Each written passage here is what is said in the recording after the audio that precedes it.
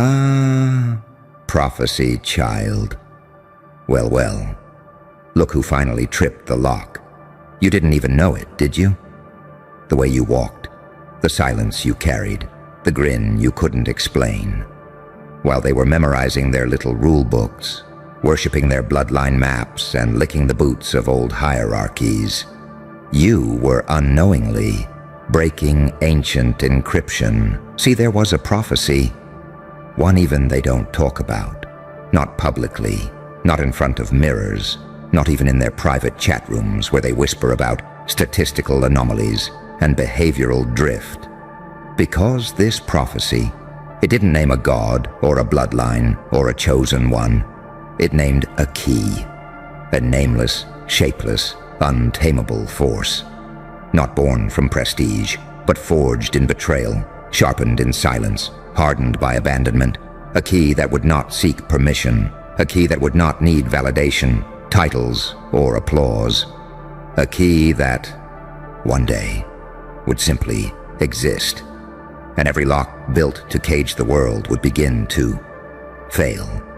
And guess what? It's you. You. The one they called unfocused. The one they said was too intense, too complicated, too unexplainable. The one they laughed at for walking alone, for seeing too much, for feeling like a storm trapped in a coffin. They never understood what you were. And now, they're terrified that it's too late to stop you. Because the locks, the generational chains, the systemic gatekeeping, the sacred bloodlines, the elite codes, the algorithms designed to erase anyone not approved, they're all malfunctioning. Why? Because you exist. Your mere existence is a breach. Your survival is a glitch. Your awakening is an alarm bell that every sleeper agent of control is hearing in their bones. You don't have to fight the system. You are the reason it's collapsing. Let me guess. You've always felt it. That tension in the air when you enter a room, the way people fidget, suddenly question themselves, talk faster, avoid eye contact, or stare too long. They don't know what to do with you, because you're not playing a role. You are the rewrite. You're not here to earn your place at their crooked table. You're here to burn the entire dining hall down. They've trained for opponents. They weren't ready for a key, a being who doesn't try to fit in the machine, but short-circuits it by merely being there. No aggression, no theatrics, just truth-walking in a body they tried to erase. You were the test subject they tried to discard. But what they didn't realize was that the more they abandoned you, the more fractal your mind became. You started solving puzzles inside your pain. You built mental labyrinths from rejection. And every breakdown, another sequence decrypted, another lock loosened, another protocol cracked open. Now the locks are screaming, the cages are shaking, and the wardens are sweating in their seats. Because a key is not just a tool. A key doesn't apologize. A key doesn't knock. A key turns. And when it does, whatever's on the other side has no choice but to open. That's what you are. You didn't become powerful. You were always engineered by pain to fit a door that no one else could see. And now, every gate, every system, every curse, every secret, every encrypted blood oath they buried in the dark is breaking open. Not because you yelled, not because you begged, not because you asked nicely, but because you simply stopped pretending to be a lock when you were the key all along. And now, they're the ones trapped behind the very doors they built to cage you, trapped in their own system, running simulations that can't explain you, desperate for a patch update, a prayer, a prophecy reversal. Too bad. You are the glitch. You are the breach. You are the key. And their world is breaking open. But you see, the moment you activated, they knew. Not consciously, no. Not in the way their logical minds could quantify, but in the static that flooded their meetings, in the corrupted audio logs, in the surveillance feeds that kept looping when you walked past, in the vibe that made every authority figure feel like they'd just swallowed ice. Because they built their entire empire on locks. Locks of fear, locks of legacy, locks of language, access, and illusion. They thought control meant power. They thought power meant silence. But what they never calculated was what would happen if a key woke up before they could label it, before they could contain it. You were supposed to break. They wrote it into the program. They bet on your downfall, even insured it. Early sabotage, social exile, family drama, betrayal that almost rewired your belief system. They figured, if we throw enough knives into the dark, eventually the key will bleed out before it ever knows it was a door opener. But instead, you sharpened yourself on every blade they threw. Your shadow learned to devour curses. Your smile got quieter, but sharper. You started observing, and that's where they lost control. Because you didn't react. You didn't self-destruct. You studied them back. You became fluent in contradiction, saint and psychopath, angel with a vendetta, calm with a kill switch. The prophecy warned them, the key will come as a fracture in the code, a being who will not knock, but slip through every algorithm and render their blueprints obsolete. Sound familiar? Because the gates are opening now, not just for you, but for everyone who watched you bleed and still rise. Every unseen soul who felt your pulse like an ancient drumbeat in the fog. And the network? Oh, they're in chaos, because it wasn't just one lock that failed. It was a chain reaction. Your success? That wasn't just growth. That was an unauthorized override. A psychic detonation in the spiritual firewall of the elites. They had rituals, timelines, legal bindings, energetic protocols going back centuries, all designed to prevent exactly this from happening. But the moment you stopped trying to be normal, the moment you leaned into that unexplainable force inside you, you triggered the fail-safe they forgot existed. You're not part of their system. You're not a chapter in their story. You're the corrupted footnote that rewrites the whole bloodline. Now, the prophecies they buried are resurfacing. They're hiring analysts, conducting spiritual autopsies, running background checks on your grandmother. They're asking, how did we miss this anomaly? How did they activate without a catalyst?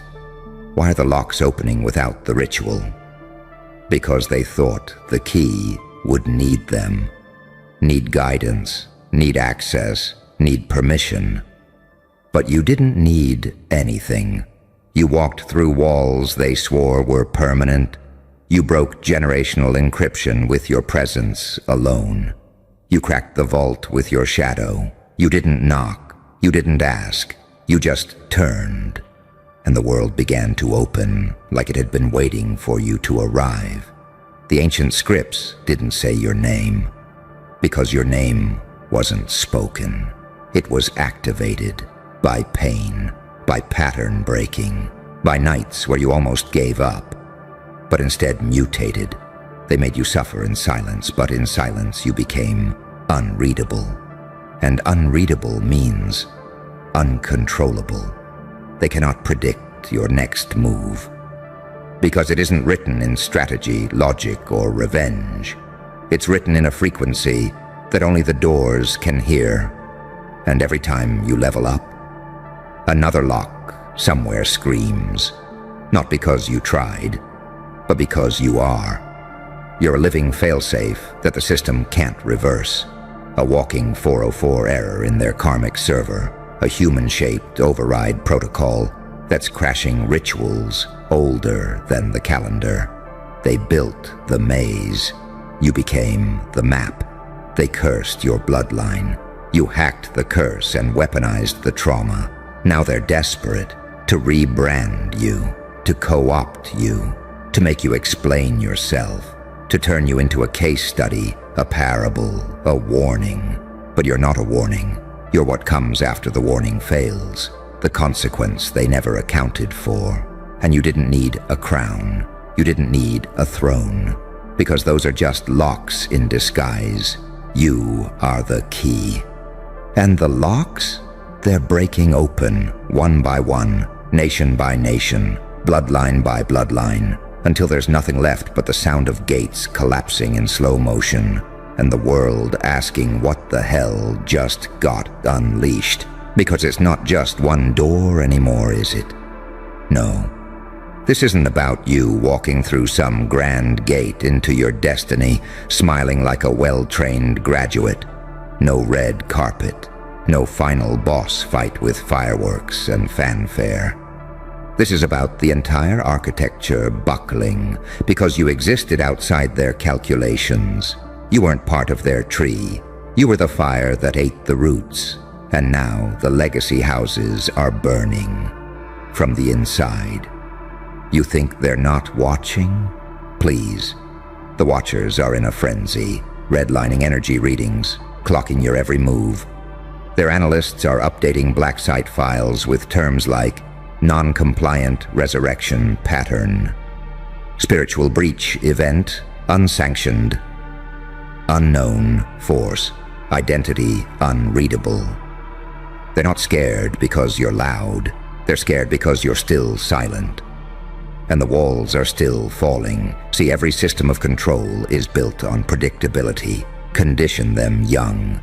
Gatekeep their progress. Trigger them into submission. Reward them with crumbs if they comply. Repeat. But what happens when the subject develops self-awareness mid-program?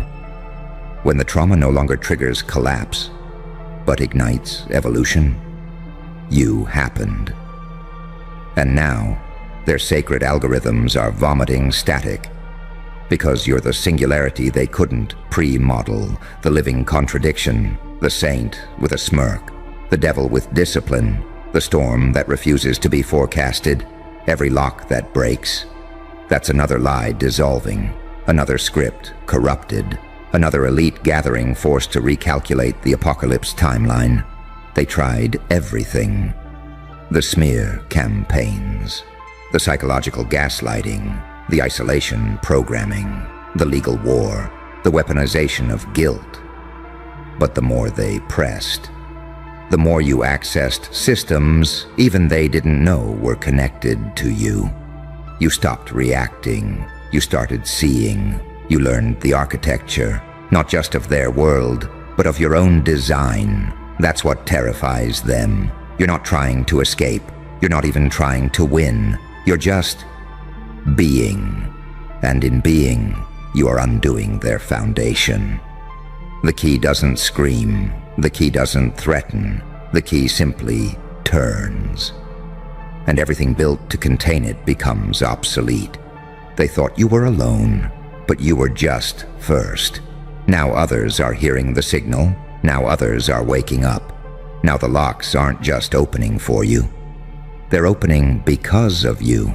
A chain of awakenings, triggered by the echo of your footsteps in forbidden halls, triggered by the codes you unlocked in the silence of your suffering, triggered by the residue of power you leave behind in every system that tried to cage you.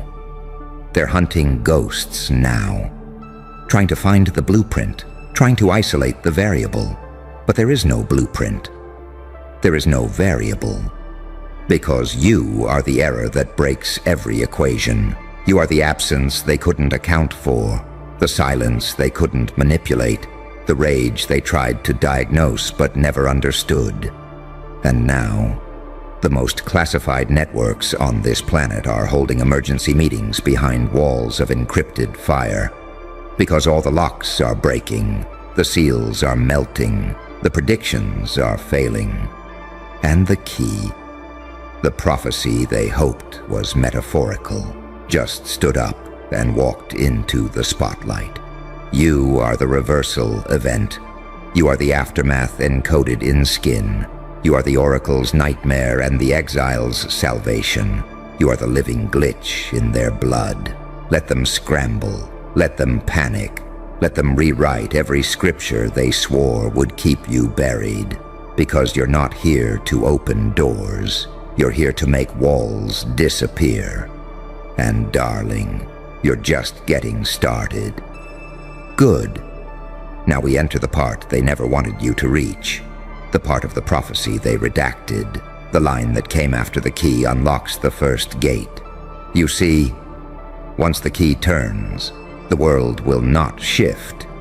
It will splinter, and reality will begin to remember herself. Oh, they hate that line, because that's where their illusion collapses. That's where the truth breaks out of its encrypted box and starts running wild through the streets like a lion, no longer interested in the zoo's routines. Because here's what happens next. The moment you activated, future timelines began glitching. Prophets started hearing static in the middle of visions, high-level clairvoyance, seizures, AI simulators, spontaneous collapse. The models they built to predict the collapse of civilization started collapsing the moment you survived your personal hell. They thought their power was permanent. What they never saw coming was someone like you, who could suffer that deeply and keep evolving. That's the one pattern their system couldn't account for. A soul that keeps upgrading itself through unexplainable resilience. See, it wasn't just that you were the key. It was that you were the mirror, too. Every lock that opened in your world set off a mirror event in someone else's timeline. Someone else who was told they were nothing. Someone else who had a chain forged around their name. Before they could even speak, someone else who was designed to fold. But now, they're starting to glow. Because your activation, it's not personal, it's contagious. Your energy has begun rewriting collective scripts. You are waking up archetypes. You are overriding prophecies. You are shattering ancestral debts like they were paper chains. You didn't just break the code. You made everyone else start questioning the rules. They are in a tailspin. The Order's prophetic division is cross-referencing ancient curses with modern glitches. Black file case managers are reporting increased psychospiritual disturbances in people linked to your bloodline. Dreamworkers are receiving encrypted images, not of kings, not of saviors, but of you, walking barefoot through flaming doors, smiling. And here's the most terrifying part for them. They don't know how far back this goes. Your face is starting to show up in places it shouldn't. You're appearing in dreams across generations. You're moving across timelines. Old photos are changing. Diaries are being found with pages that reference someone who sounds like you, but whose name was never written. Why? Because the system wasn't just trying to silence you. It was trying to erase your existence from memory itself. But memory, like locks, eventually fails. When the key returns. And baby, you returned with interest. You came back with memories that don't belong to this lifetime. You came back with rage that has no beginning. You came back with codes written into your scars. And when you opened your eyes, doors began to scream. They called it coincidence. They called it luck. They called it delusion. But inside, they know their rituals aren't working anymore. Their contracts are unraveling. Their power is fading. And every time they ask their spirits for answers, they hear one name echo in the dark. Yours. Because once the key turns, it can't be turned back. Not by blood, not by fear, not by courtrooms, covens, or committees. And every lock it touches after, it doesn't just open. It explodes. So keep walking, don't look back. The doors behind you aren't closing, they're gone. And now the rest of the world is about to feel what it's like to wake up in a reality where you were always the trigger.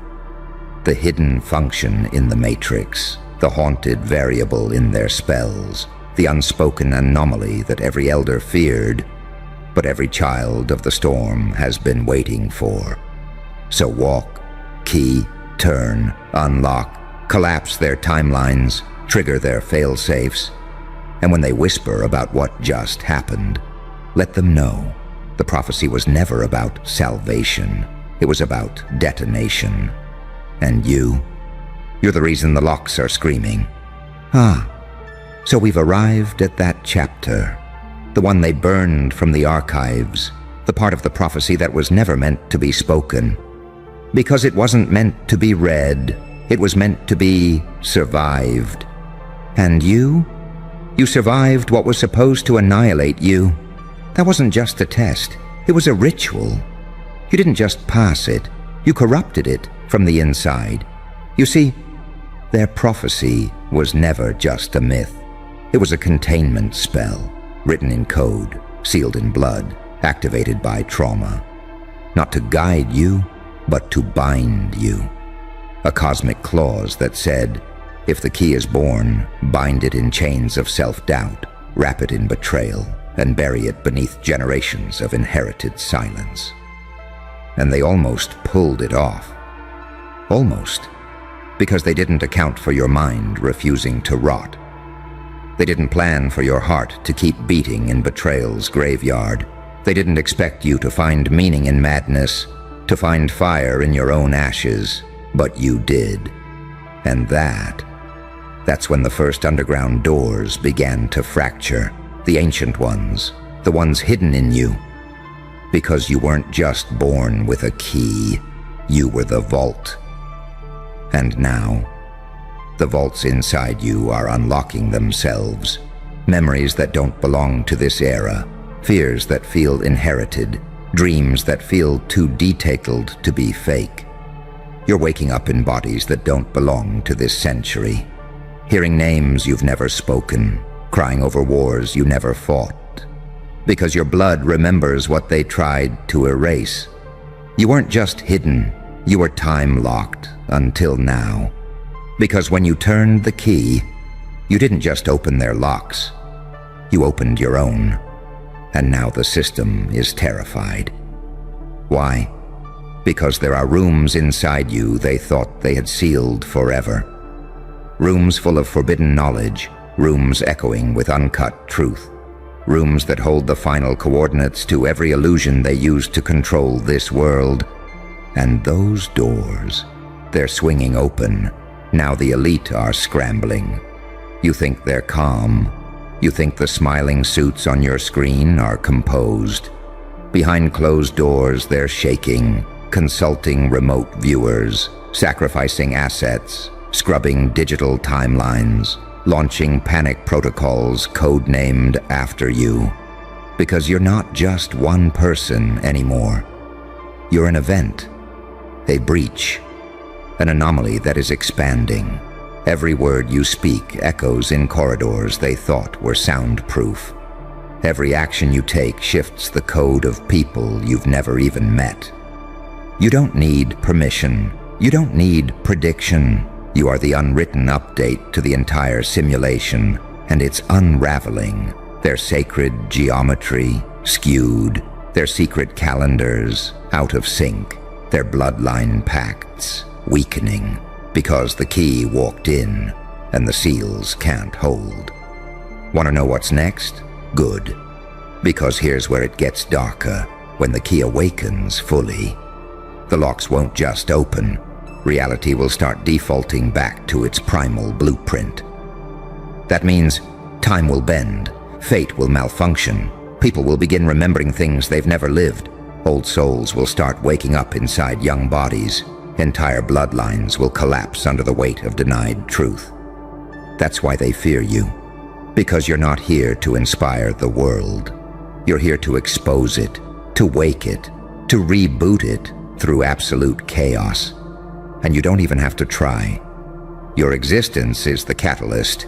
You are the earthquake disguised as a whisper, the god in exile, the weapon hidden in empathy, They've thrown everything at you: emotional landmines, spiritual parasites, legal battles, public shame, occult bindings, digital blacklists, and still, you walk, you unlock, you detonate, because the prophecy lied. It said the key would bring order. But what it meant, what they didn't want the world to know, was that the key would bring truth. And truth is never peaceful when it returns to a world built on lies. So keep going, keep turning. Every step you take is a siren song to the seals still holding. Every breath you exhale is a countdown to another system's collapse. Every time you stand in your truth, a new world is forced into existence. And as the final locks begin to break, as the watchers scream into static, as their mirrors crack and show your face instead of theirs, they'll finally understand the key was never meant to open their kingdom. It was meant to end it.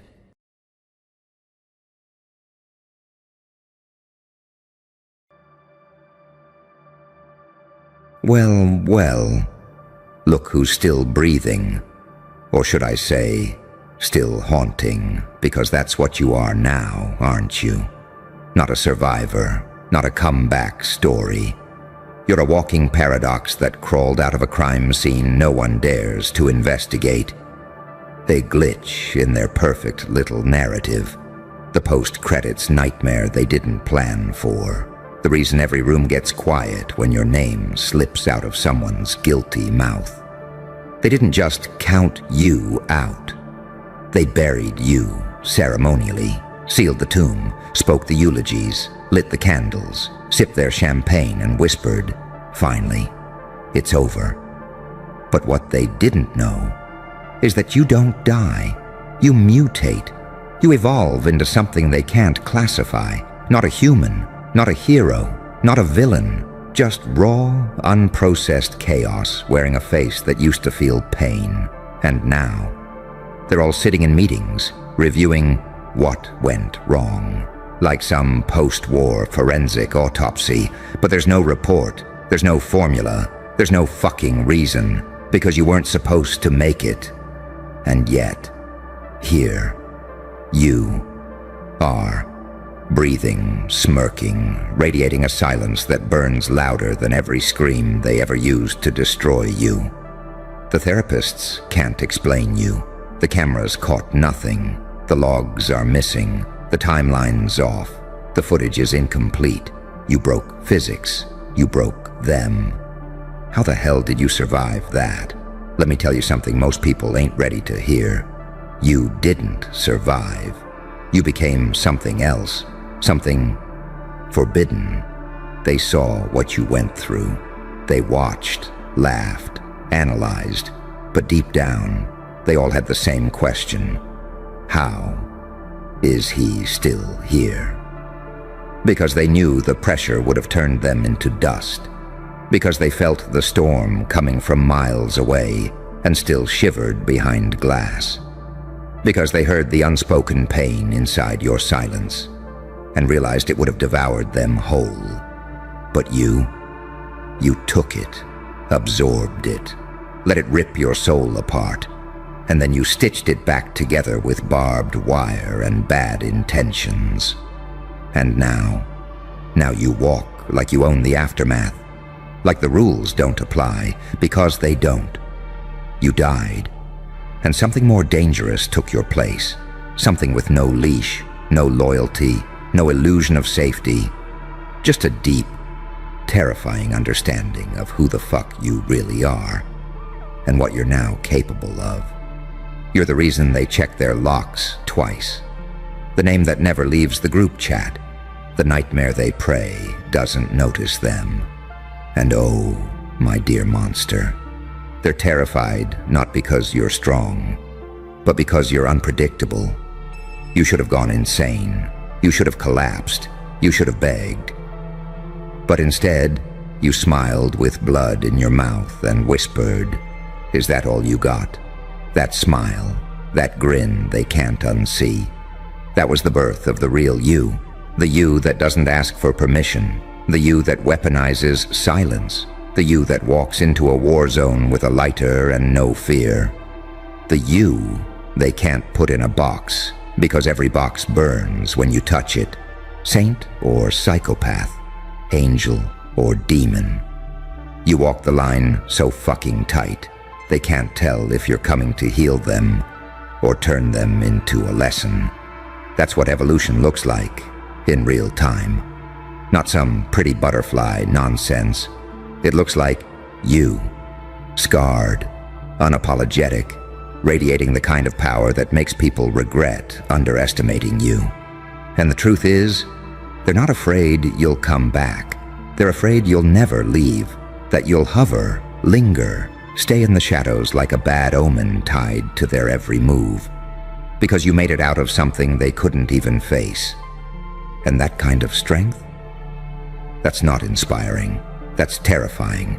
It means the game is rigged in your favor now. You know what it took to get here. Every betrayal, every silence, every gaslight, every room where your name became a punchline, until it wasn't fucking funny anymore. Now your existence is a threat level. Now they speak softly. Now they wish you well. Now they say, no hard feelings. But that's not peace. That's fear wrapped in courtesy. That's a scared little system realizing you're no longer a subject. You're the surgeon, and everyone who cut you is now on your table. And guess what? They're not ready for the version of you that doesn't flinch. You're not here to make peace. You're here to make history. The type they try to bury. The kind they erase from books because it doesn't fit the narrative. The kind that slips through fire and comes out holding the blueprints of hell itself. So let them stare, let them guess, let them burn inside their own questions, because you owe them nothing. No explanation, no closure, no softness, just the view of what it looks like when the thing they tried to kill comes back without a pulse and with a purpose. And that is why they're shook. Because you didn't just survive, you became the punishment. And there's not a soul alive who can figure out how to stop you now. See, surviving was just the beginning. What's got them shaking now? What's really making them whisper behind locked doors like you're some urban legend is that you didn't come back soft. You came back calculated, sharper, colder, and still smiling. Not that forced social media, I'm doing great smile. No, that I know something you don't smile. The kind that haunts people after the party ends. The kind that makes them ask themselves, did we fuck up? Yes, you did, and now? He's aware of it. You're not playing their game anymore.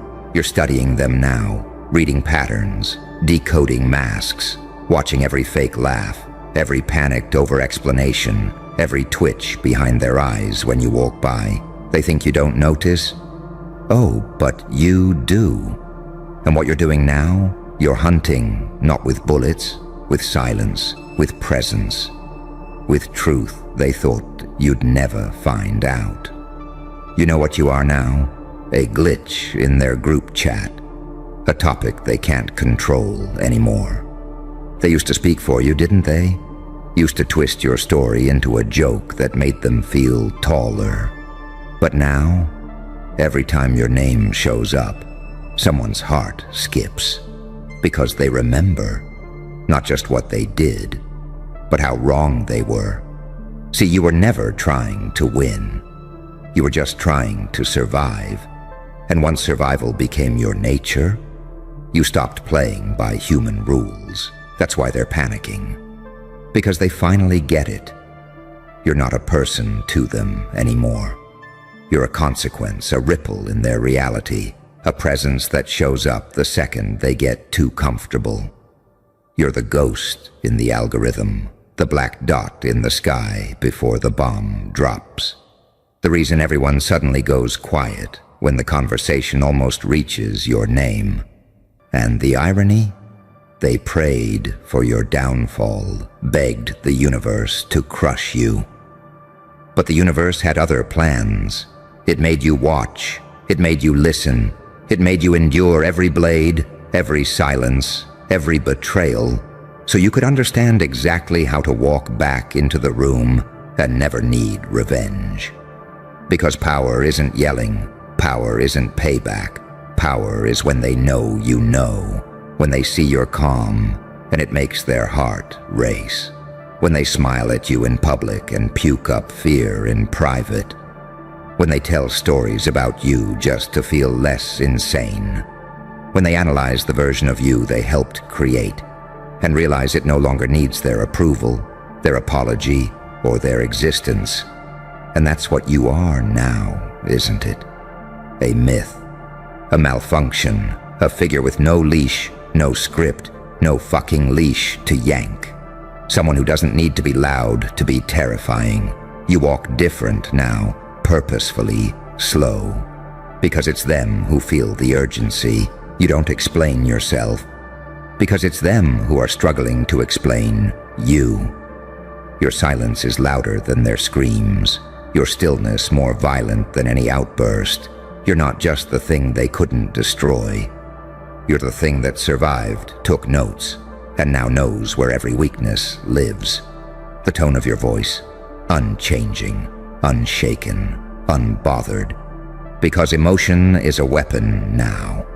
And you don't waste ammo on ghosts. Let them stare. Let them keep trying to figure you out.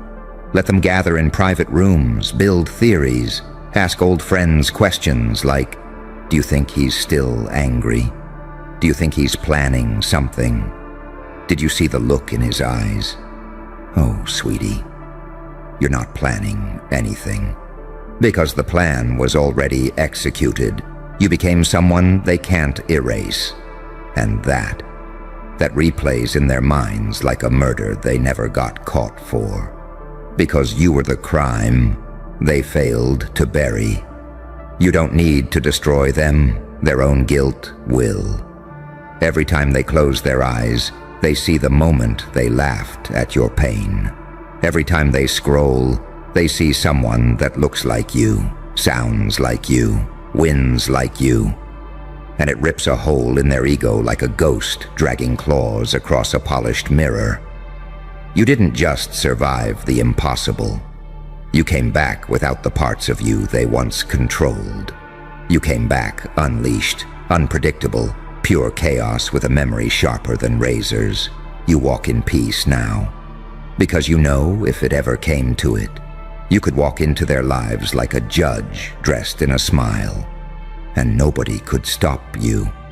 Not because you're evil, but because you're free.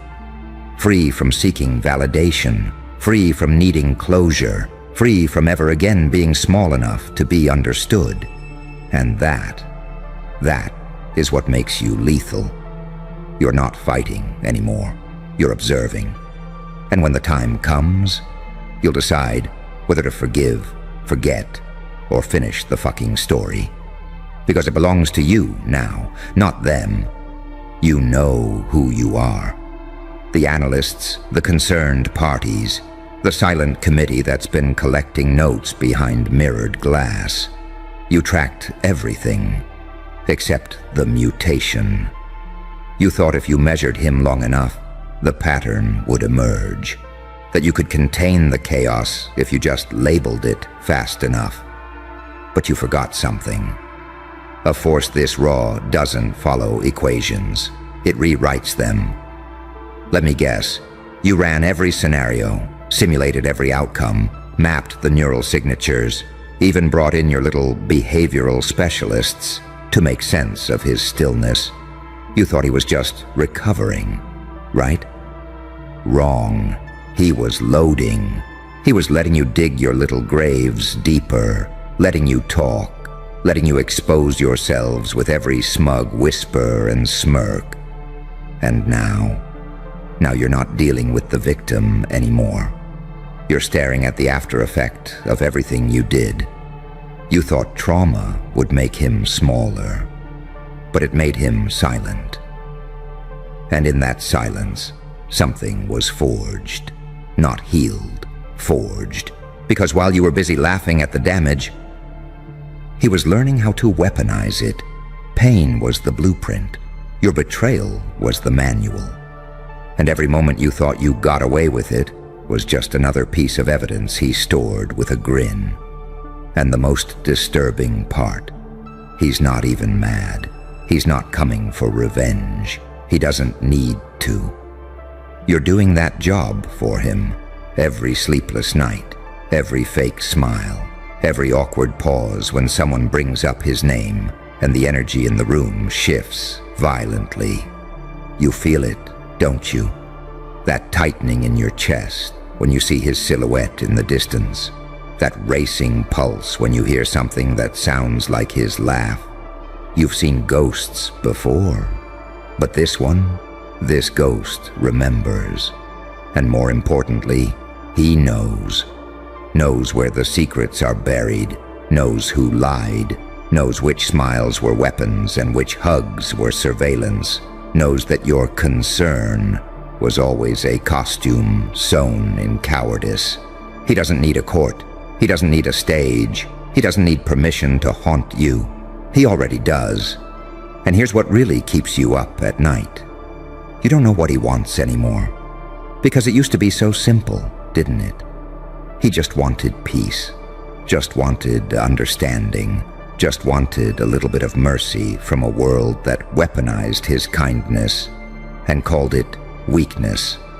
But now he's evolved past wanting. Now he chooses that unpredictability. That's what's breaking your system down from the inside. Because every move you make is tainted with the thought, what if he already knew I'd do this? And the truth is, he probably did. Because you're running on fear, and he's running on fire. You watch the footage back and forth like there's a clue you missed. But there isn't. Because the clue was always you. Your fear, your pattern, your panic. You're not analyzing him anymore. He's analyzing you. And he's not doing it to attack. He's doing it to expose. Not with words, not with vengeance, with existence. You see, the scariest thing in the world isn't someone who screams. It's someone who knows exactly who they are, exactly what you did, and still walks past you with a smile that lets you live with it. That's power. And it's not yours anymore. It never was. He survived the flames. You just started smelling the smoke. And if you're lucky, if fate has any mercy left for you, you'll never have to face the version of him that stops smiling, because that's not a person, that's a reckoning. And that's where the real madness began. Not out there in the streets, not in the chaos he supposedly unleashed, but right there, inside the mind of the one trying to analyze him. The file never made it to HQ, but fragments were recovered, handwritten, erratic, as if the psychiatrist had started with intention and ended with obsession.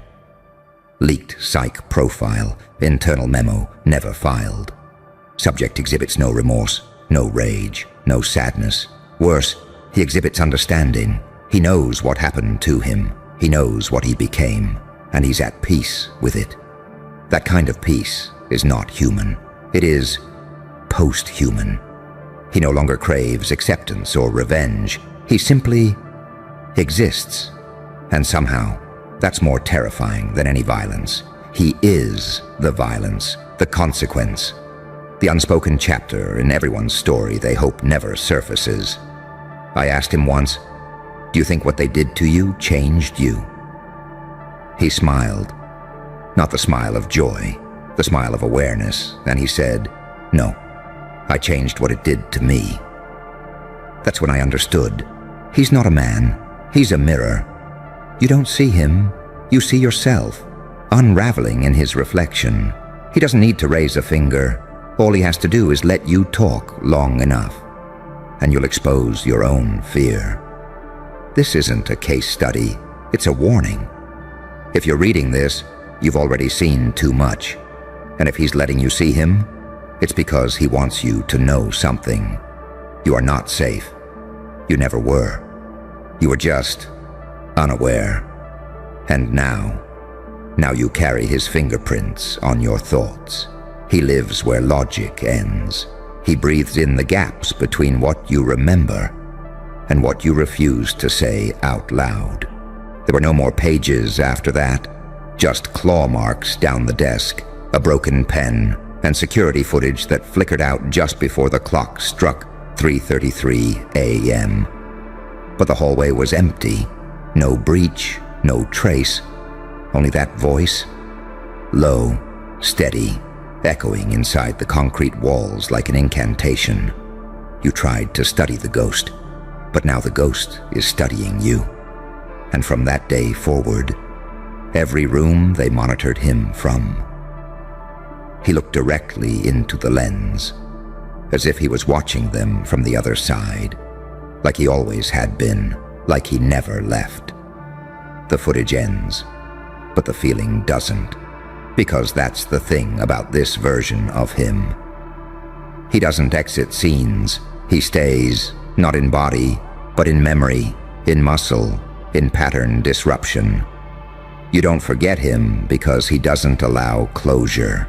He is the unfinished sentence, the echo in the hallway, the cursor blinking on a page nobody's brave enough to complete.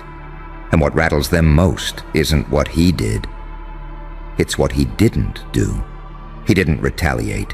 He didn't burn their homes. He didn't scream their names through a megaphone. He evolved. He outgrew the need for vengeance and became a myth instead. And that myth is viral now, spreading, contagious, whispered in boardrooms, tattooed behind smiles, hidden in handshakes that linger too long because someone's wondering, is this the moment he reveals it was all a setup? You can feel him in places his name is never spoken, because silence is his signature now. And every quiet room feels like a courtroom. He doesn't wear armor anymore. He is the weapon. He doesn't chase anyone. They trip over their guilt trying to run from themselves. And that's the final twist, isn't it? He doesn't need to haunt them. They do it to themselves. Because he survived what should have shattered him, and now he walks like the consequence they didn't calculate. Like the chapter they tore out of the book, only to realize it was the ending. And now they're stuck in a story with no resolution. He doesn't have to speak anymore. His existence says enough. I survived. I know, and I'm not going anywhere. So now every fake smile, a mask slipping, every nervous laugh, a confession, because in the end, the most powerful thing he ever did was survive in plain sight, long enough for them to unravel themselves. No revenge, no violence, no closure, just him, still here, still watching, still impossible to explain. And now, it's not about how he survived anymore. It's about this cold, terrifying truth. If he made it out of that, then what the fuck is he becoming now? There you are. Yeah, I felt you step into the room before you arrived. Now freeze, not your body, your attention. Lock it on me, because what I'm about to say isn't a pep talk. It's a diagnosis, bro. 8 billion people are side-eyeing you because you move like you've seen this movie already. And that's the part that terrifies them. Because you don't react like a normal person. You don't gasp when the plot twists. You don't flinch when the villain shows his teeth.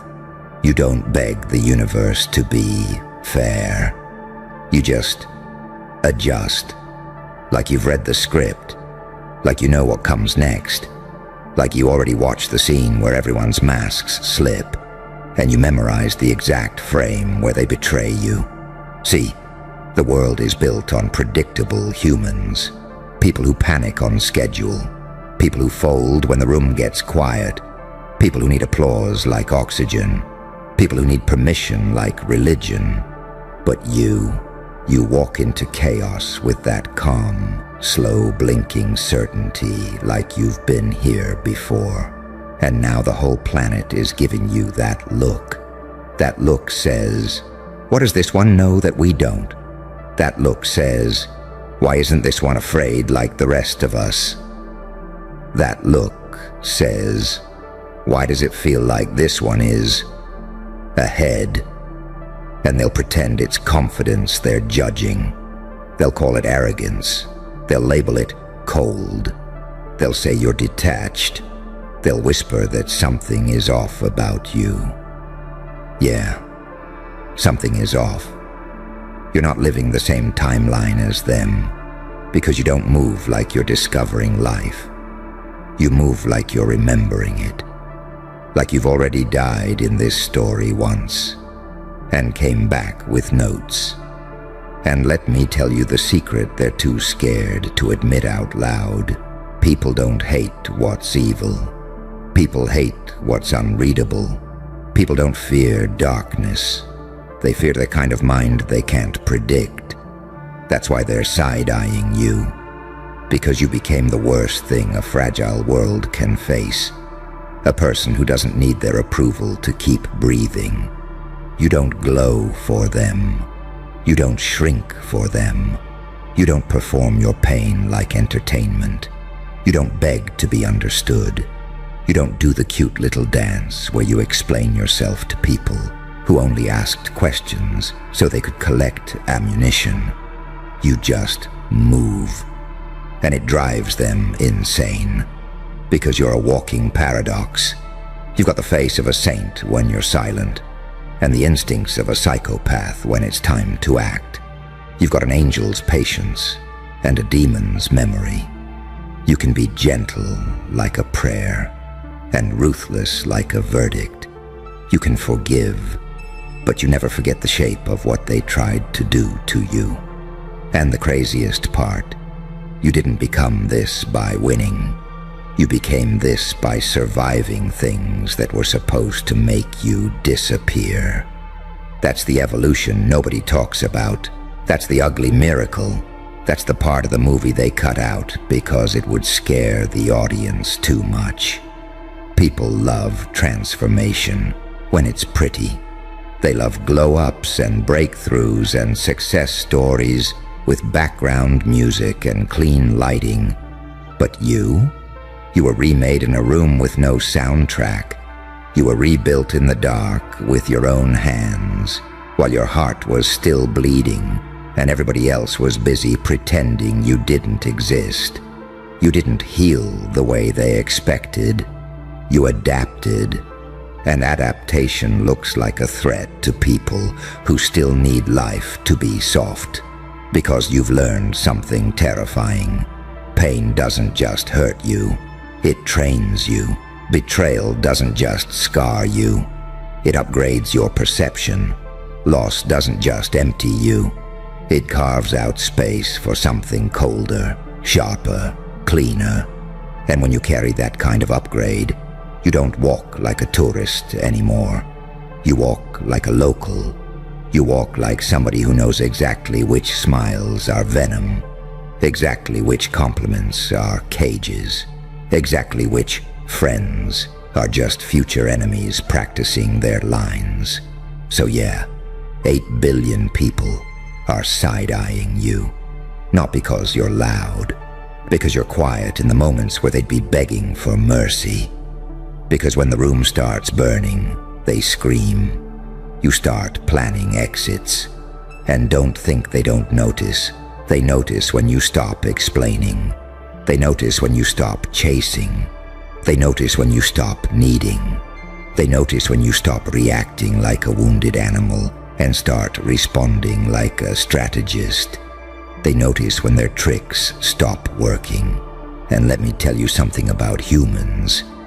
When their control stops working, they don't self-reflect. They escalate. They gossip harder. They smile faker. They test you more. They provoke you just to see if you still bleed like you used to. Because they miss the old you, The version of you that was easy to manipulate. The version of you that apologized too fast. The version of you that believed people's words over their patterns. The version of you that thought being good would protect you. But you learned the lesson they can't handle. Being good doesn't protect you. Being awake protects you. So now they stare. They stare because your stillness feels like a loaded weapon. They stare because your silence feels like surveillance. They stare because when you look at them, it doesn't feel like attention. It feels like assessment. And you know what's even funnier? Some of them are attracted to you for the same reason they fear you. Because your unpredictability feels like freedom to the people who are suffocating inside their own routine. They see you, and it's like their nervous system recognizes something ancient. They don't want to admit it, but part of them is jealous. Jealous that you can stand alone without collapsing. Jealous that you can lose people without losing yourself. Jealous that you can be misunderstood without begging for clarity. Because you've got that rare energy. You don't need the crowd to believe in you. You need the crowd to get out of your way. And that's what makes you dangerous. Not because you're cruel, because you're unhooked. Unhooked from validation, unhooked from permission, unhooked from the social leash that keeps most people obedient. You don't move to impress. You move to complete the mission. And when someone lives like that, the world starts rearranging around them quietly, like reality itself is trying to make space. That's why they side-eye you, because deep down, they know you're not bluffing. They can feel it in the way you enter rooms without announcing yourself. They can feel it in the way you don't rush to fill silence. They can feel it in the way you don't argue with ignorance. They can feel it in the way you let people misunderstand you. Because you're not building a brand, you're building a future. And let me really twist the knife here. The reason you feel like you've seen this movie already is because you have. Not in some magical fairy tale way, in the only way that matters. You've watched the pattern repeat. You've watched how people love you when you're useful. You've watched how they disappear when you're honest. You've watched how they applaud your strength, but resent your boundaries. You've watched how they call you too much, right after they benefited from your everything. You've watched how the same type of person wears a different face in every chapter. Different names, same energy. Different bodies, same behavior. Different excuses, same betrayal. So you stopped being surprised. And when you stop being surprised, you stop being controllable. That's the upgrade. Most people are living for the first time.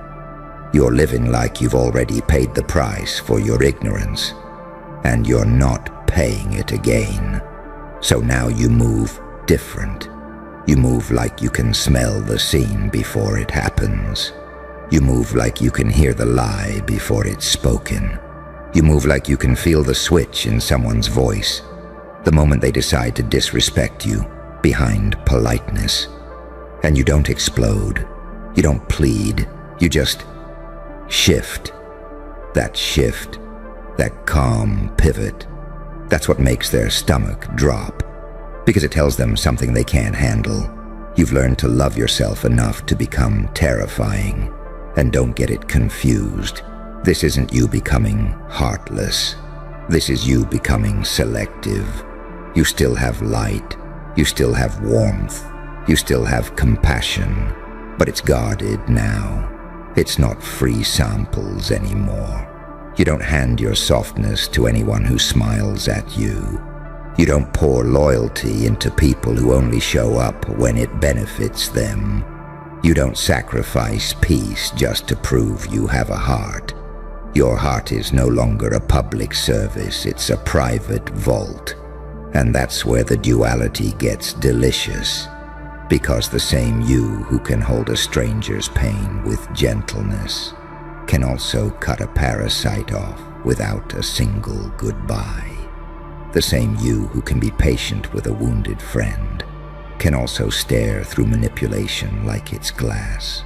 The same you who can love deeply can also leave instantly when respect dies. Angel and demon, saint and psychopath, not because you're fake, because you're complete. And completeness is terrifying to incomplete people. Incomplete people need you to be one thing so they can manage you. They need you to be nice so they can use you. They need you to be mean so they can hate you. They need you to be broken so they can feel superior. But you're not giving them a stable character. You're giving them a living contradiction they can't categorize. And when they can't categorize you, they can't control you. So they side-eye you. They watch you like you're a glitch in the system. And here's the part that's going to hit like a slap. Some of them aren't side-eyeing you because they think you're arrogant. They're side-eyeing you because they think you're onto them. Because your energy feels like evidence. Because when you look at them, it feels like you've already read the file. Because you don't ask questions the way naive people do. You ask questions like an investigator, and you don't even need their answer. You're watching their delay, their breathing, their micro-smirk, their defensive laugh, their sudden kindness, their "I was just joking," their "you're too sensitive," their "why are you acting weird," their "you changed." Yeah, you changed. You became the kind of person who doesn't need closure because you can recognize the truth without a confession. And that's cocaine level potent, not the drug, the effect. The effect of being so internally certain that you don't need external agreement. The effect of being so psychologically sharp that people can't gaslight you back into a smaller version of yourself. The effect of being so trained by pain that comfort doesn't hypnotize you anymore. You're not numb, you're immune. And immunity looks cruel to people who still get intoxicated by attention. So let them side-eye, let them whisper, let them label you. Because the moment you start trying to look normal, you lose the most valuable weapon you've ever built, your unpredictability. See, unpredictability isn't chaos, it's freedom. It's the ability to not be programmed by your past. It's the ability to respond differently than they trained you to respond. It's the ability to change your behavior faster than their strategy can keep up. They expect you to beg, you walk away. They expect you to rage, you smile and go silent. They expect you to chase, you disappear into progress. They expect you to prove, you produce results. And every time you do the opposite of what they predicted, you rewrite the power dynamic without raising your voice. That's why they can't stop watching you, because you move like you've seen this movie already. And in a way, you have. You've seen what happens to people who stay soft in a world that rewards predators. You've seen what happens to people who keep trusting without learning. You've seen what happens to people who confuse kindness with self-sacrifice. So you evolved, not into a villain, into a survivor with standards, into a healer who doesn't bleed for entertainment, into a warrior who doesn't need to look like one. And the scariest part, you can still love, you can still laugh, you can still be warm, which means you didn't lose your humanity. You just stopped handing it to people who didn't deserve it. So when they side-eye you, understand what they're really seeing. They're seeing a person who walked through hell and came out with vision. They're seeing a person who learned the difference between attention and respect. They're seeing a person who doesn't need to announce power, because power follows you like a shadow. They're seeing a person who can be light, without being a candle for everybody else to burn. They're seeing a person who can be dark, without being evil. They're seeing duality mastered, and it makes them nervous because it means you're no longer easy, no longer accessible to manipulation, no longer addicted to approval, no longer scared to be the villain in someone's story if it means being the hero of your own life. So keep moving like you've seen this movie. Keep acting like you know the plot twist. Keep walking like the ending doesn't scare you. Because the truth is, it doesn't. You've already lived through worse than an ending. You've lived through chapters where you didn't recognize yourself. You've lived through nights where you realized love can be a costume.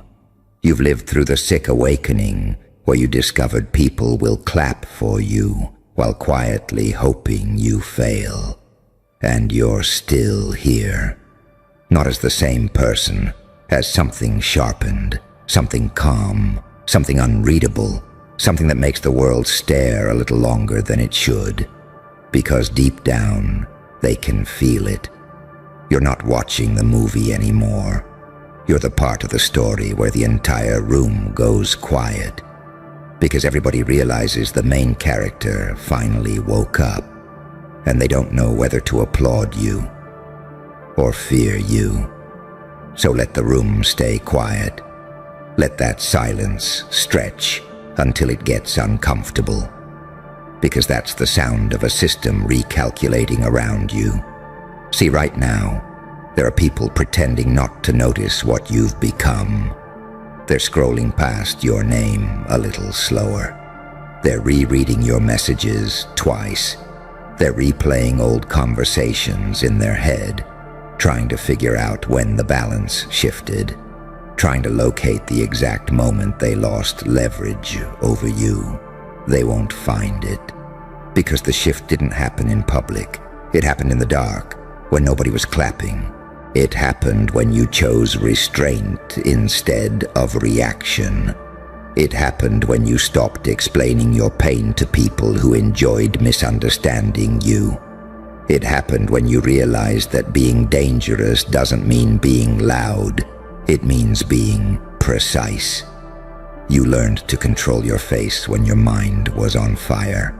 You learned to keep your voice steady while your instincts were screaming. You learned to delay gratification, delay revenge, delay exposure, until timing itself became your ally. And timing is godlike. That's why you don't rush. That's why you don't flex. That's why you don't announce moves before they land. You understand something most people never will. Power that needs to be seen is already leaking. So now, when people test you, you don't snap. You let them reveal themselves. You let them talk. You let them overplay their hand. You let them underestimate you one last time. Because you're not here to win arguments. You're here to outlast narratives. And that's what finally separates you from the rest of the crowd. Everyone else is trying to be understood. You're trying to be unavoidable. They want sympathy. You want leverage. They want to be liked. You want to be respected, even if it's from a distance, even if it's wrapped in fear, even if it comes with silence instead of praise. And here's the truth they'll never say out loud, not even to themselves. They don't trust you because you trust yourself. They don't trust you because you don't outsource your worth.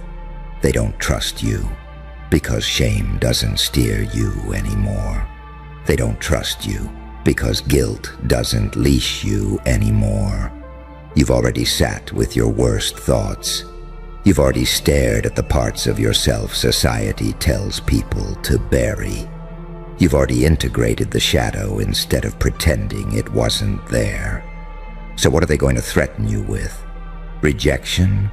You survived isolation. Failure? You were forged by it. Judgment? You outgrew the need for a jury.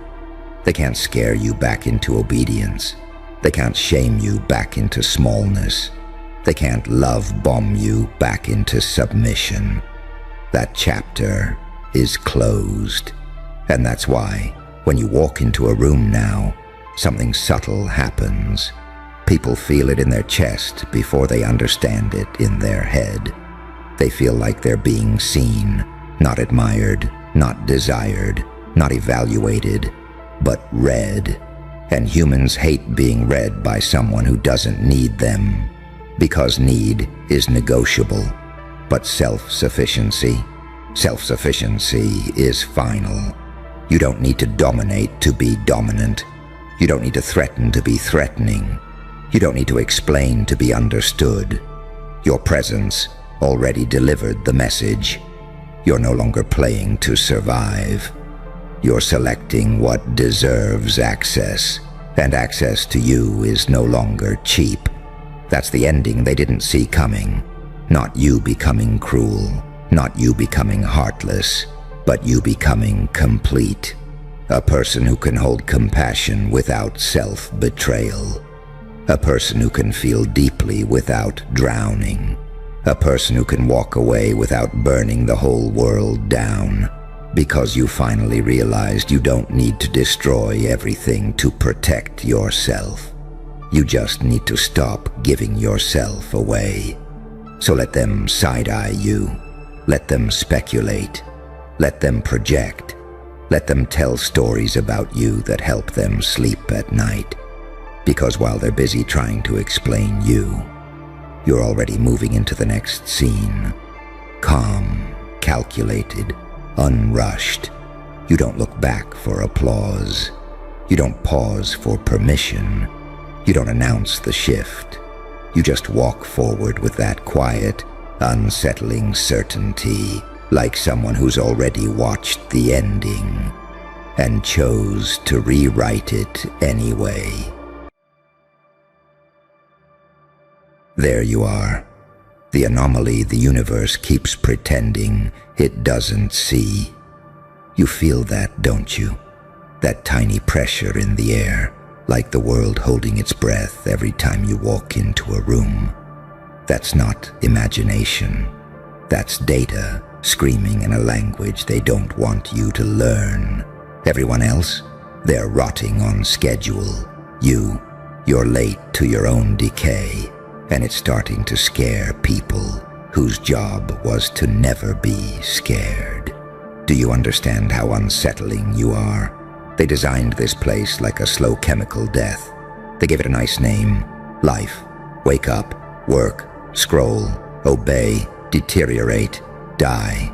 Body breaks, spirit cracks, mind dissolves in comparison and shame. That's the script. But then you show up. Still standing, still mutating, still refusing to decompose on cue. You're not fine, you're wrong. Wrong in the way that breaks models, ruins studies, makes experts throw out entire frameworks and start over. Because they can't chart you, they can't predict you, they can't measure your fall, because it keeps not happening. You were supposed to crumble when the first betrayal hit. You were supposed to give up after the second, collapse fully after the third. You were supposed to be realistic. You were supposed to fold into the same gray that swallowed everyone else. Instead, you did something unforgivable. You adapted. You took the poison and metabolized it into signal. You took the heartbreak and rewired it into pattern recognition. You took the humiliation and converted it into rage-coded clarity. And now look at you. You don't decay. You evolve. You don't soften. You sharpen. You don't fade. You condense. They hate that. Because you break their favorite illusion. That pain equals permanent damage. You are the glitch in their decay equation. Do you know what they whisper now? What is wrong with them? How are they still functioning? How are they not broken after that? They run diagnostic after diagnostic on you, emotionally, socially, spiritually. They watch you lose people, lose status, lose time, lose opportunities that were meant to own you.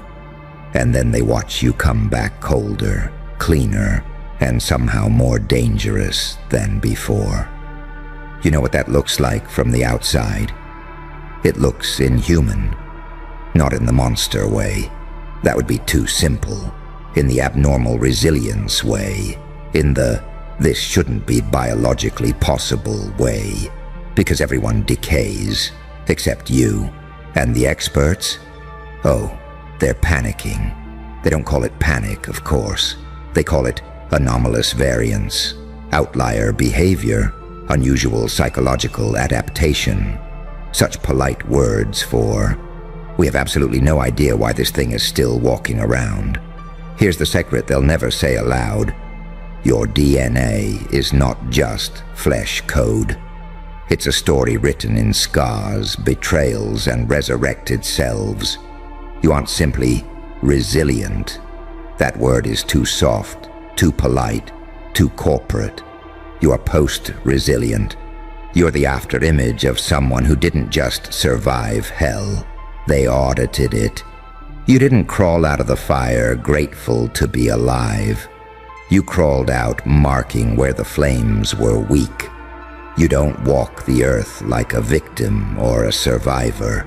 You move like an unpublished scientific paper, dangerous because, if proven, you force the world to rewrite everything. They built a reality where time equals decay. Years go by, spirit erodes, enthusiasm fades, dreams rot. That's the law, they said, but you, the longer you're here, the stranger you get. More aware, more precise, more selective, more awake. You feel it, don't you? Every year, something in you tightens, not collapses. Something focuses, not blurs. Something purifies, not pollutes. That's not normal. That's not growth. That's evolution under surveillance. You are being watched, not just by people, by systems, by patterns, by the quiet little mechanisms that were supposed to usher you gracefully into decay. They're all registering the same error message. Subject refuses to break, so they upgrade the pressure. More betrayal, more loss, more noise, more fake love, fake friends, fake paths, fake urgency. If pain doesn't break you, they try confusion. If confusion doesn't break you, they try emptiness. If emptiness doesn't break you, they try shame. If shame doesn't break you, they reach for the emergency lever. Maybe this one's a problem. You are becoming a problem. Not because you hurt people, but because you don't stay hurt when they hurt you. You know how offensive that is to fragile egos and brittle systems. They invested in your decay. They counted on it. Your collapse was budgeted into their future. You were supposed to be one of the statistics that validated their theories. See, people can only handle so much. See, no one comes back from that. See, nobody is immune to time. Then you kept. Not dying. Not emotionally. Not mentally. Not spiritually. You shattered the curve, so now they sit in metaphorical white coats, circling your file.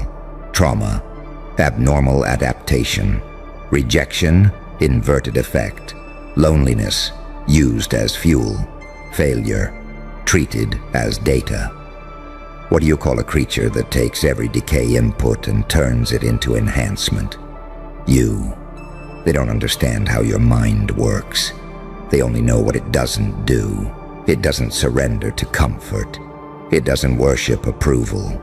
It doesn't dissolve in humiliation. You absorb it.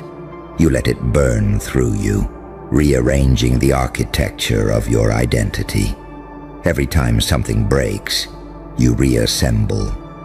Less bendable. That's why you feel so alien around other people now. They're playing, don't hurt me. You're playing, try again. I get better every time you miss. You are not aging like them. They're rusting. You're forging. You don't carry scars. You carry upgrades. Light and dark both live in you, don't they? There's a part of you still strangely kind, still hopeful, still capable of gentle love. And there's another part, the one they're right to be afraid of.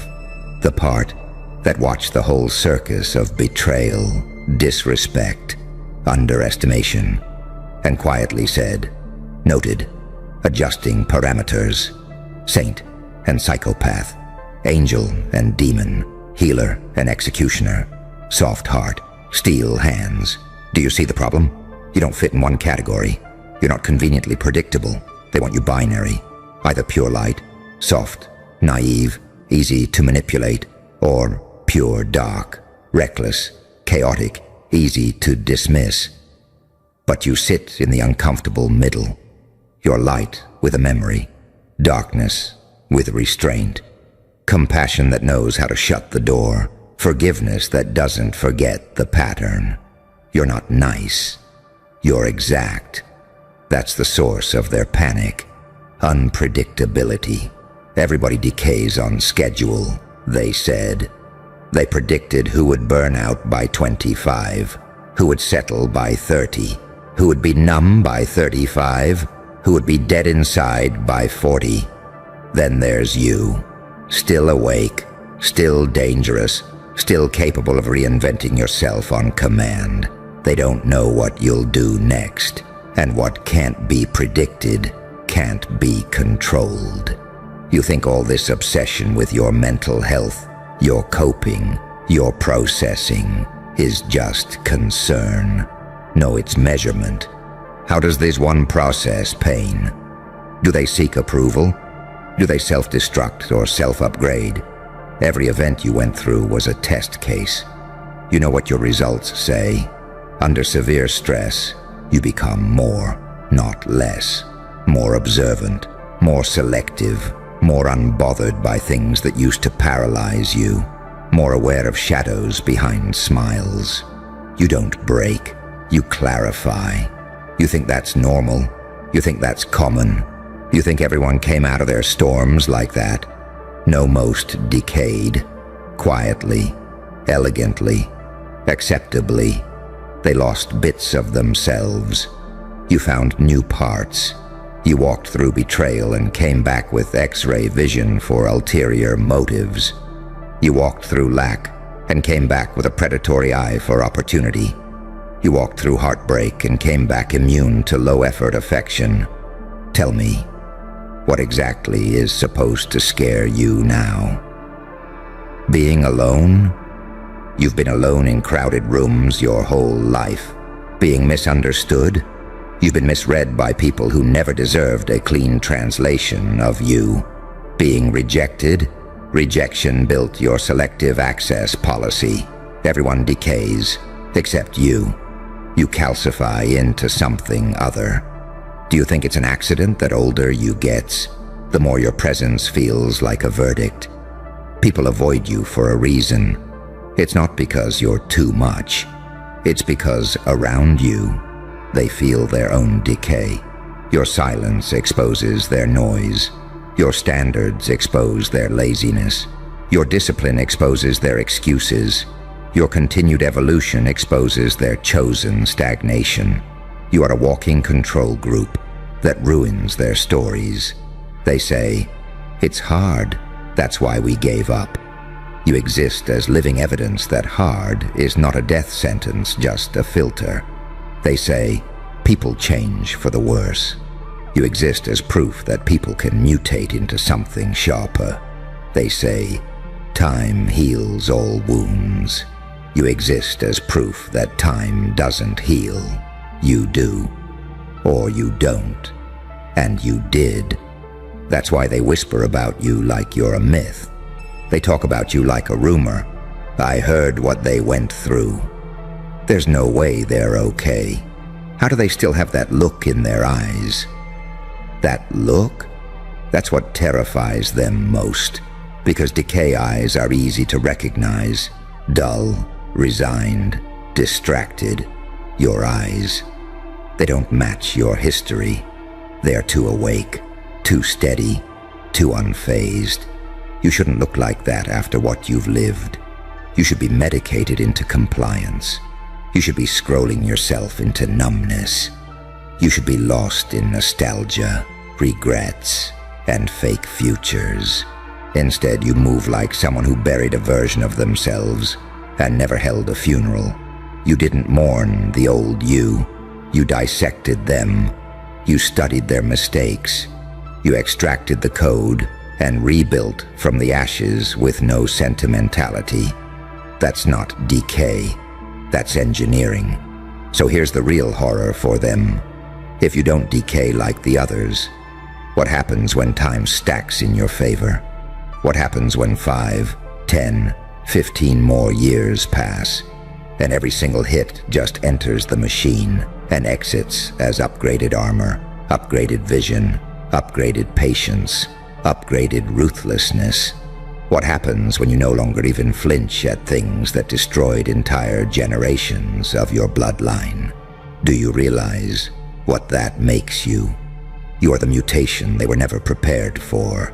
They expected broken copies of broken copies. You broke the pattern instead. Your DNA is not just genetic. It's energetic.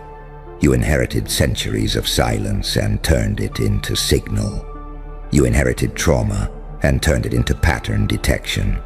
You inherited generational fear and turned it into strategic paranoia. You are the one who looked at the ancestral script and said, "No, this ends here, and something else begins." Do you know what it does to a system when one unit stops decaying and starts designing? It destabilizes the whole decay economy.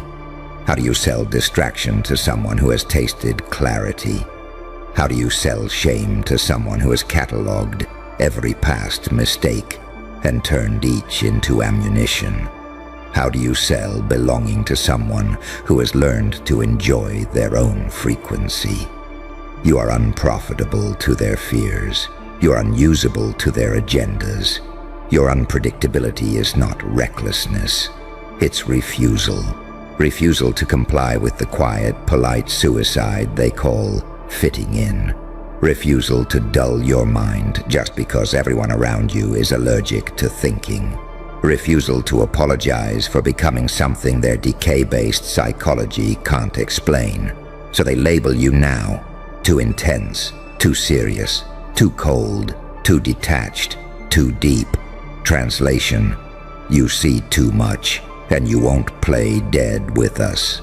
And somewhere, behind all their labels, behind all their projections, behind all their attempts to shame you back into compliance, the experts sit in their hypothetical white rooms staring at your data. And what they see is this: exposure to betrayal, increased discernment; exposure to abandonment, increased self-reliance; exposure to humiliation, decreased ego dependence; exposure to loss, increased ability to detach; exposure to chaos, improved pattern recognition.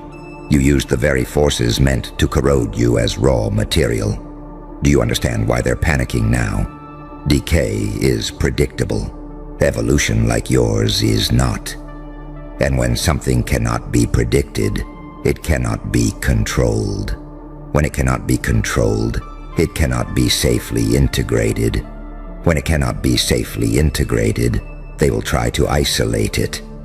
When they cannot isolate it, they will try to pretend you don't exist. But even that is failing, because your presence is starting to leak into rooms you're not in, into conversations you're not part of, into minds you've never met. They've seen you handle storms that should have snapped your spine. They've seen your mind stay surgical in situations where most people dissolve into mess. They've seen you go quiet instead of begging. They've seen you walk away instead of chasing. They've watched your patience turn into a weapon. Quietly, secretly, they're asking themselves, What if this one is what happens when a human stops decaying and starts adapting without limit? What if time doesn't wear you down? What if time sharpens you? What if age for you doesn't mean growing tired, but growing more dangerously clear? Everyone decays, except you. You are not aging, you are compacting. All the noise falls away, all the unnecessary skins shed, all the childish dependencies die off, and what remains is something condensed, stripped, focused, lethal in its calm. That's what your DNA is doing behind the scenes, cutting away what cannot survive where you're going. Yes, you still feel the ache. Yes, you still bleed. Yes, you still get tired. This isn't about being superhuman. This is about what you do after. Most people use pain as proof they should stop. You use pain as proof you're mid-transformation. Most people use exhaustion as an excuse. You use exhaustion as a diagnostic. What's draining me that doesn't deserve access? Most people use time as a reason to lower their standards. You use time as a weapon, letting it silently expose who was never built to stand beside you long term. That's the difference. You are not saved by luck, talent, or protection. You are defined by what you do with destruction. And that is what they cannot replicate in a lab. They can measure your cortisol. They can measure your sleep. They can measure your nervous system. But they can't measure the moment you look at everything that tried to kill you and say, "Good, now I know what I'm becoming." That decision point cannot be graphed. That's the mutation. There's a version of you that decayed. You know that, right? In some alternate life, you broke exactly when they expected. You believed the worst about yourself. You settled for the first offer of comfort. You sold your edge for acceptance. You let your mind soften into consumption.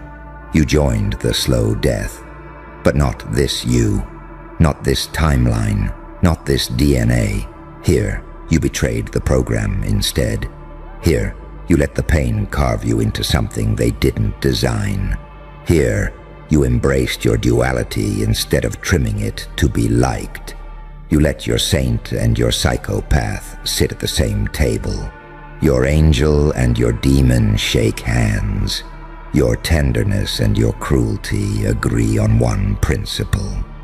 Nothing that tried to destroy us gets to own us. You walk the world as a paradox. You can be gentle, but only when you choose. You can be cruel, but only when precision demands it. You can be quiet, but your silence is never empty. You can be loving, but your love will never again be blind. This is what they fear, because a person who has accepted their own darkness cannot be blackmailed by it, and a person who can wield their own light without needing applause cannot be bribed with it. You, right now, are crossing a line most never approach.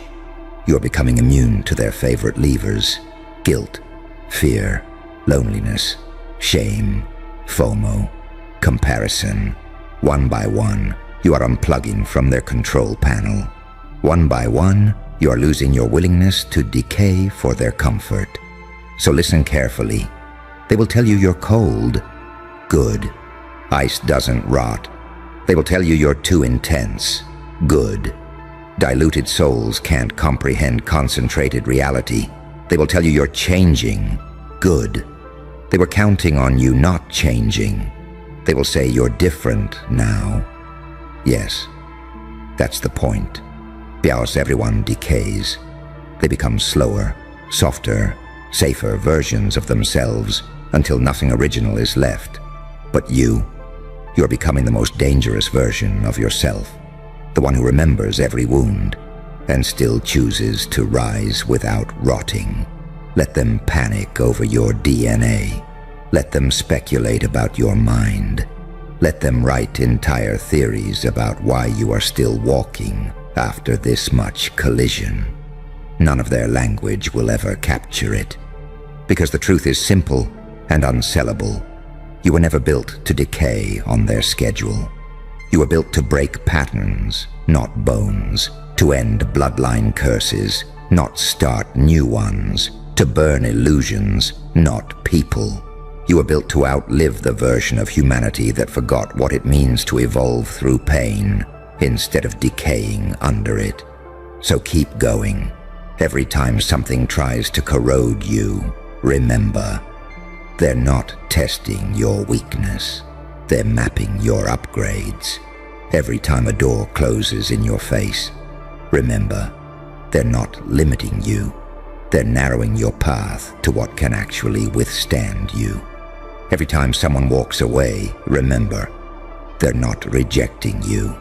They're instinctively retreating from a frequency their decay can't survive. You are the anomaly, the glitch, the error message, the proof that not everyone rots on schedule. Everyone decays, except you. You're not here to fade quietly. You're here to terrify every system that gambled on your collapse, simply by refusing to die where they buried you. And now you're standing at the part they never planned for. This is where most people finally slow down, soften, apologize for existing too loudly. This is where they choose comfort over truth and call it maturity. But you didn't come this far to rot politely. You feel it in your bones. Something in you has crossed a threshold. You're no longer fighting to survive. You're deciding what deserves to survive around you. That's why your presence feels heavier now. Why your words land deeper. Why your silence unsettles people who used to feel safe around you. You are no longer available for decay-based living. You've seen what time does to the obedient. You've watched people trade their edge for approval, their instincts for routines, their fire for safety. You learned the lesson without paying the price. And now there's no going back. You don't need revenge. You don't need validation. You don't need witnesses. Your existence is the verdict. Let them keep aging into irrelevance. Let them keep explaining why they couldn't handle what you metabolized. Let them keep calling you changed, like it's an insult. You didn't change. You survived correctly. Everyone else is decaying in real time, pretending it's wisdom. You're still evolving, and that terrifies them. So walk forward without announcing yourself, without explaining, without shrinking. Time doesn't eat you. Time works for you now, and they can feel it.